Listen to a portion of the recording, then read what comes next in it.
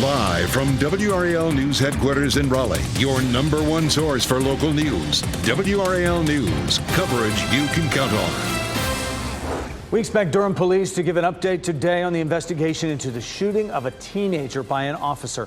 What family members tell us about the 16-year-old who was shot and what surveillance video captured.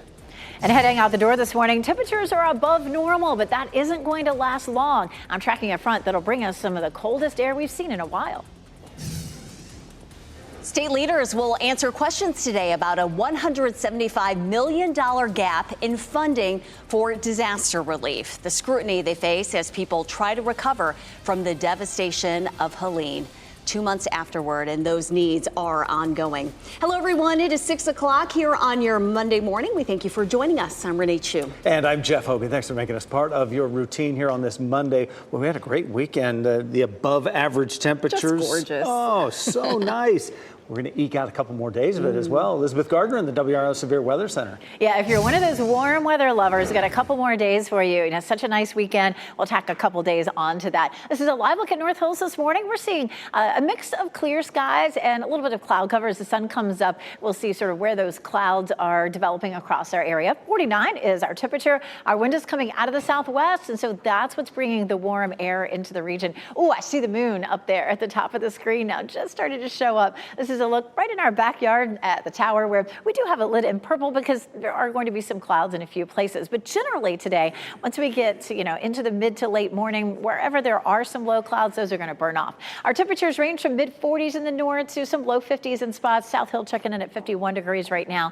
Hour by hour, we're almost 70 at lunchtime, and we'll be in the low 70s this afternoon, which is actually almost 10 degrees above normal. Our next weather maker comes Tuesday night into Wednesday, where we could have some scattered showers and thunderstorms. A level 1 risk for severe storms late on Wednesday. We'll talk more about that potential coming up, Ken. All right, Elizabeth, at 6:02, we just got word that Raleigh police is working a crash on the exit ramp on Wade Avenue near I-40 eastbound. Right now, we're not picking up any delays anywhere on Wade Avenue or I-40 East. I'll keep an eye on that and let you know if it's going to affect your morning commute. Right now, all the major routes are delay-free. 64, the Beltline over in Durham, 885 all delay-free this morning. If you're getting ready to head out, listen to us anywhere in the Triangle at 101.5 HD3 or 99.3 FM in Raleigh and 96.5 FM in Durham. Today, we expect Durham police to provide an update on the investigation after a teenager was shot by an officer. It happened yesterday morning on Hope Valley Road. And that is where WRAL's Laura Levine is this morning, where we expect to get a little more information from police later today. But a lot was happening in that parking lot over the weekend. Definitely. Good morning, Jeff. And as we wait from Durham police to give us some more details about this shooting, we do know from 2 family members now confirming the identity of the person who was shot, a 16-year-old Joshua Garcia. The family tell us that he was shot in the back and had to have surgery. He remains in the hospital. But here in this parking lot, you can see what's left of that scene. You can see the tire skid marks here looping the parking lot. I want you to take a listen now to what a local business surveillance camera was able to capture overnight.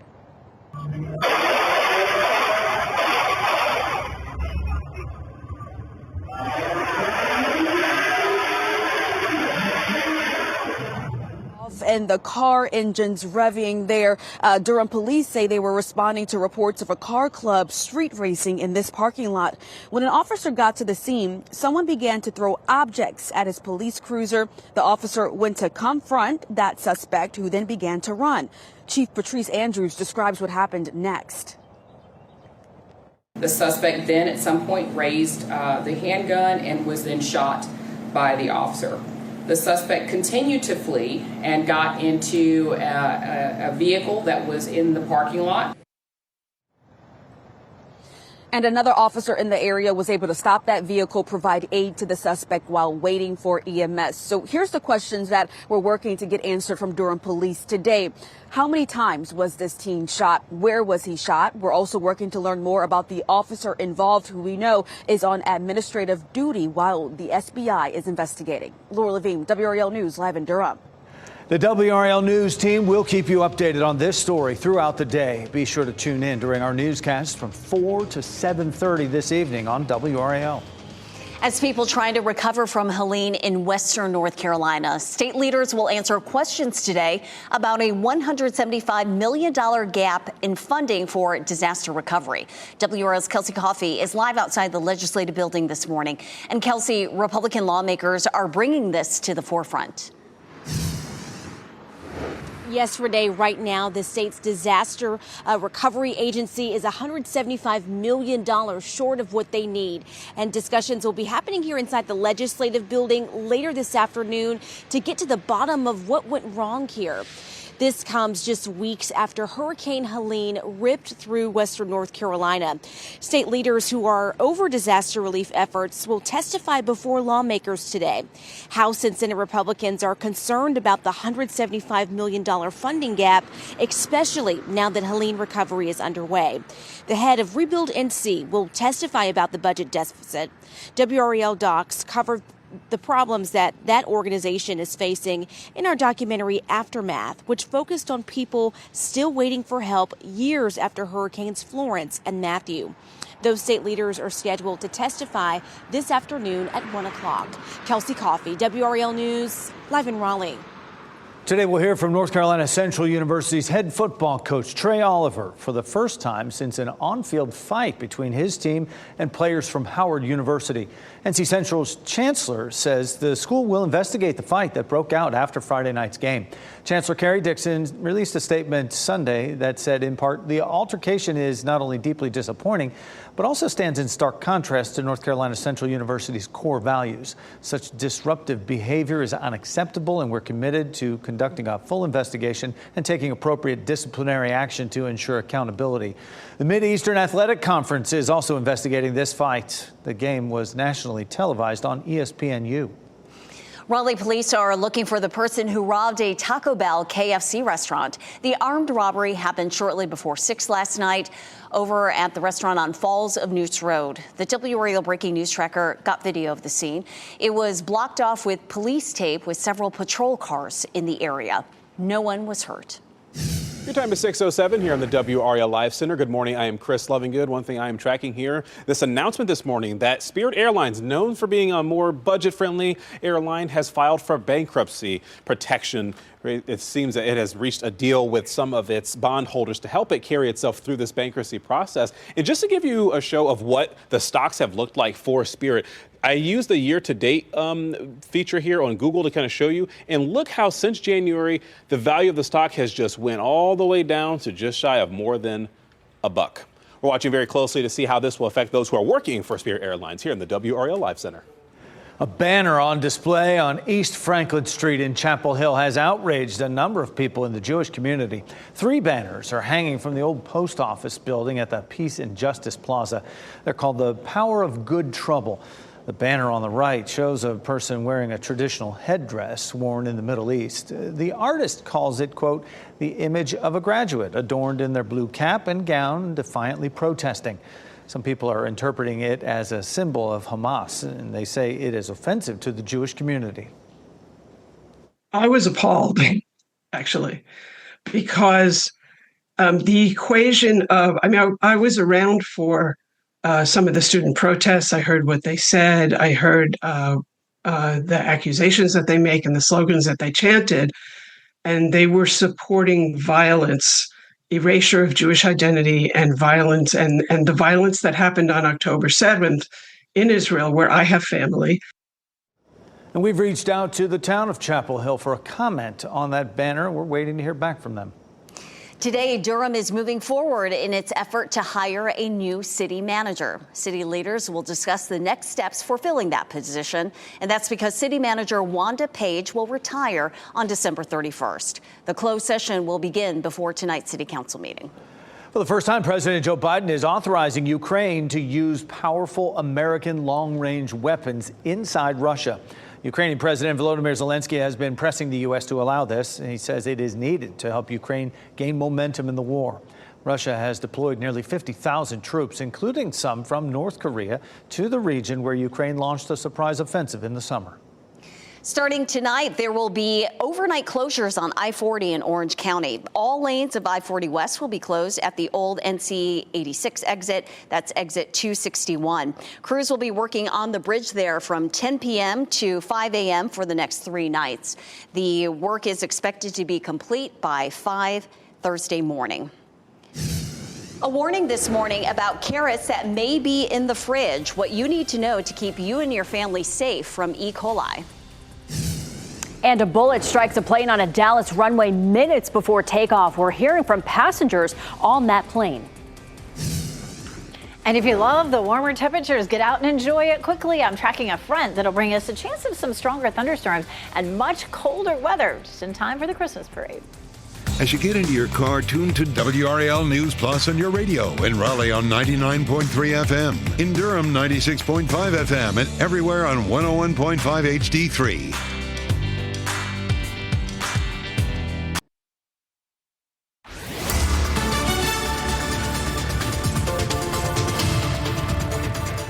6:13. It's going to be a pretty day for us today. If you like the warm temperatures, we're going to hold on to that for the next couple of days. Right now, we're looking at temperatures close to 50 as you step out the door. So a light jacket is probably fine, medium jacket, depending on if you're like me and you get really chilly. But kids headed out to the bus stop this morning, a jacket, and then, headed home this afternoon. Our temperatures will be in the low 70s, and we'll see nice mild temperatures again tomorrow. Now, Wednesday also stays warm, but we're going to see a front that comes through. It's going to be a wetter day for us on Wednesday, so we have to send the kids out with their umbrellas for the trip home. 71 as the kids are headed off the bus later on today. We'll talk about temperatures again, looking at the warmer weather to start the week, and then we turn much colder as we get into the end of the week. Our highs late week will only be in the 50s. Ken?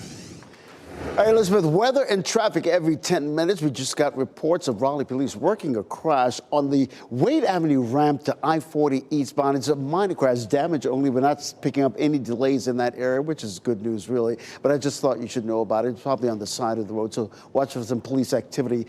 Elsewhere, all the major routes are delay-free this morning. You're getting ready to head out. Tune us in on the radio, 101.5 HD3. You can listen to us anywhere in the Triangle. Ken, thanks. Today, a New York State Parks worker who died while fighting a wildfire will be laid to rest. Friends, family, and fellow firefighters remembered Dariel Vasquez at a wake yesterday. Fire crews set up this giant American flag outside the funeral home to honor him. The 18-year-old died earlier this month while fighting the Jennings Creek fire. Authorities say he was killed when a tree fell on top of him.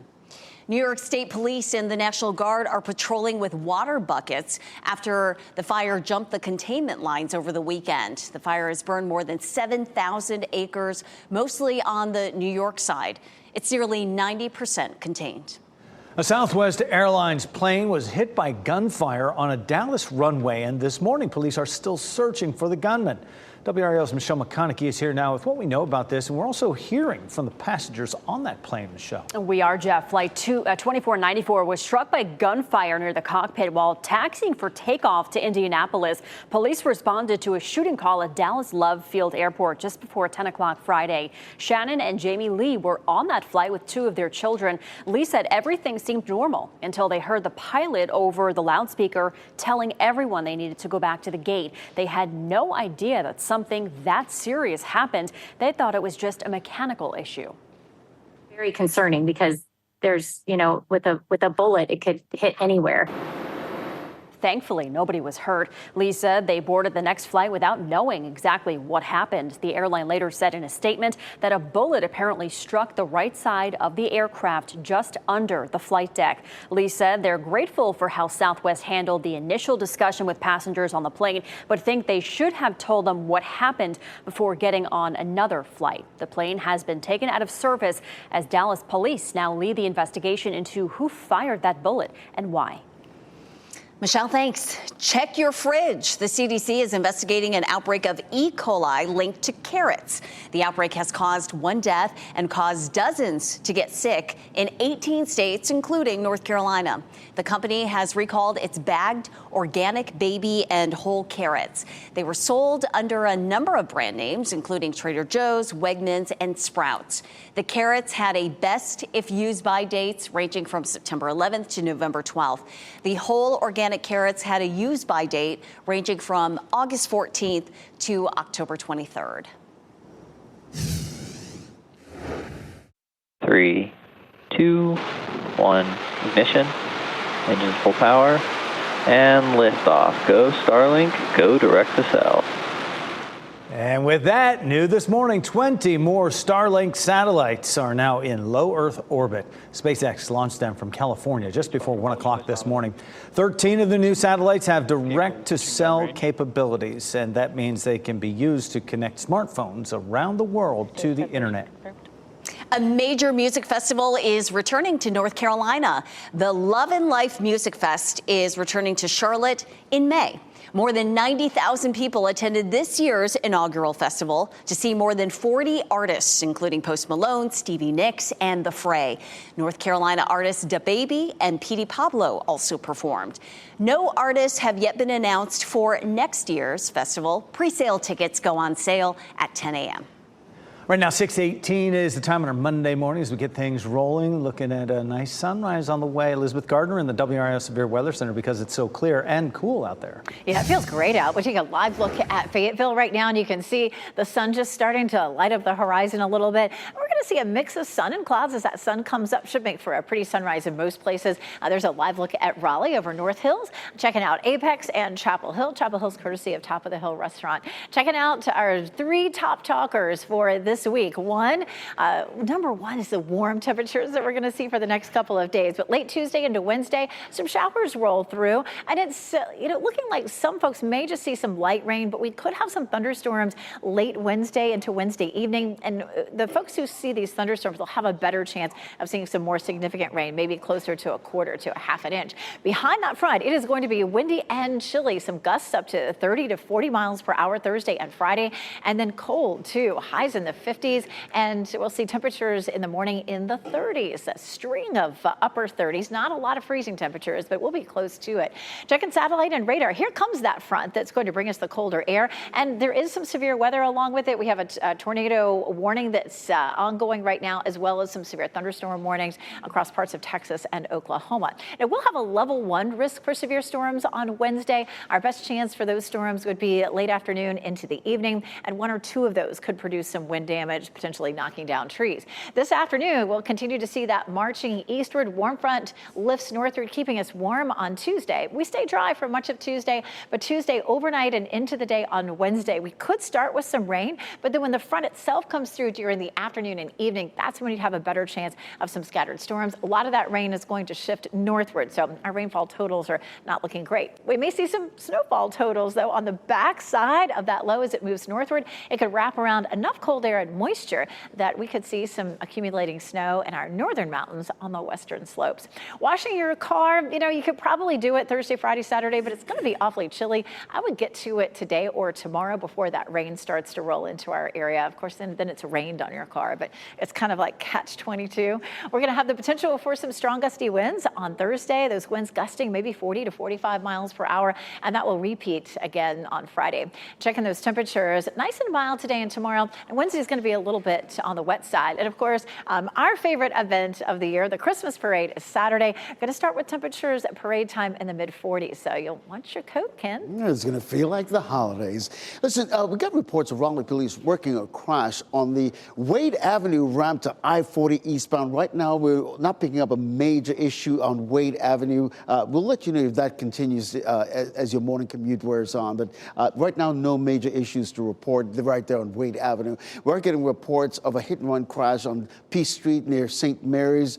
We'll work on that because I know many of you head that way to head downtown. But right now, check the sensors, not causing any problems for you this morning. Elsewhere, all the major routes are delay-free, which is really what you want to hear. If you're getting ready to head out, tune us in on the radio, 101.5 HD3, 99.3 FM in Raleigh, 96.5 FM in Durham, a couple more options. Ken, thanks. 6:21, a husband and wife in North Carolina are hurt after an explosion in their home. An update this morning about their conditions as investigators try to learn what caused the blast. Also, a Raleigh organization that helps protect women from trafficking wants to expand its services. The steps it is trying to take to increase its outreach.